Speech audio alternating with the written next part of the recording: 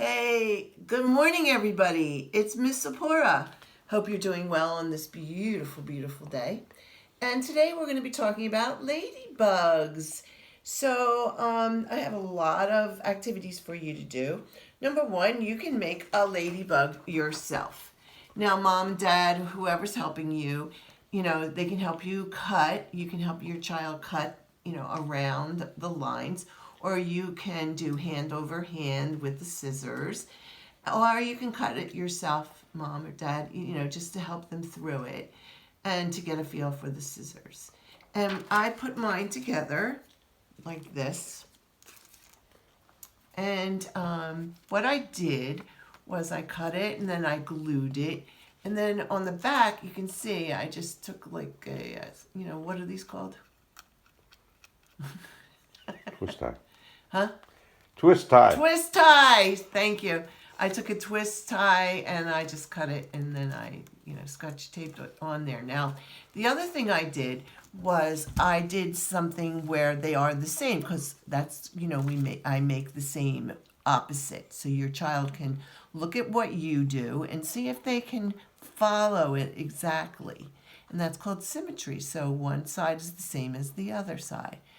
You don't have to do it that way, but it's a really nice idea, or they can just color it any way they want.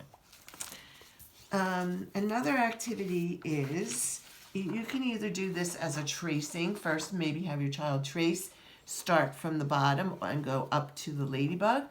And then you can have them possibly cut on that line too when they're done with the tracing. Another activity is ladybug match. Color them, cut out the ladybugs on the right side, and carefully match the bugs with the corresponding number in the jar. So you can do that. Ladybug counting.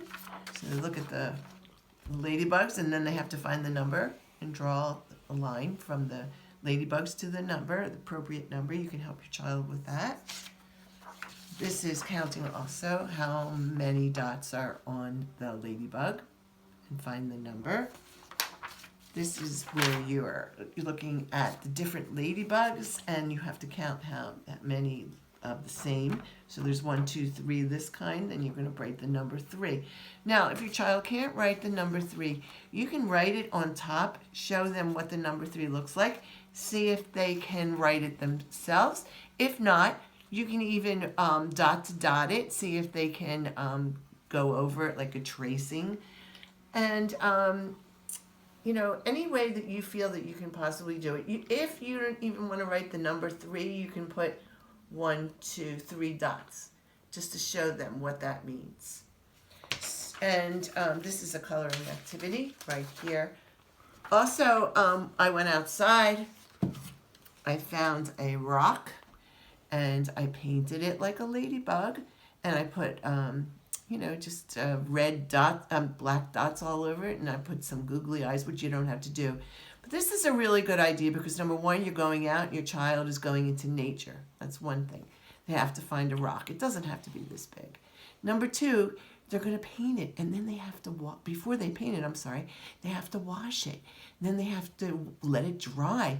Patience, and washing is always a good idea. Then they have to wait for the red part to dry before they can put the black dots on, which I had a hard time waiting myself. And it's really a good way for them. It's a fine motor activity, and it's also one that they have to persevere with an activity. So that's a really good idea too. So I hope you enjoy a lot of these ideas that we have for ladybugs. And we also have some wonderful YouTubes and stories being read. So have a great week, and I will see you later on. Bye-bye.